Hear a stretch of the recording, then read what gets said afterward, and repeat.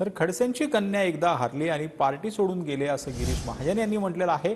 मुलगी दुसरीकडे, खडसे इकडे येणार आणि रक्षाताई खासदार असं यावेळेला गिरीश महाजन यांनी म्हटलंय। खडसेंकडून परिवारवाद आणि सगळी पदं घरात ठेवा ही भूमिका असल्याचं देखील यावेळेला टीका करत गिरीश महाजन यांनी म्हटलं। एकदा आपली कन्या त्या ठिकाणी हारली विधानसभेमध्ये आणि त्यांनी पार्टी बदलून टाकली। म्हणजे तुम्ही 30 वर्ष निवडून आलात, 35 वर्ष तुम्ही त्या ठिकाणी निवडून आलात, 20 वर्ष तुम्ही लाल दिव्याच्या गाडी फिरलात आणि मग नुसतं एकदा पडले म्हणून संपलं का सगळं पार्टीचं तुमचं पुण्य? हां, मग पार्टी तुमची दुश्मन होऊन गेली, तुम्ही पार्टी सोडून गेलात।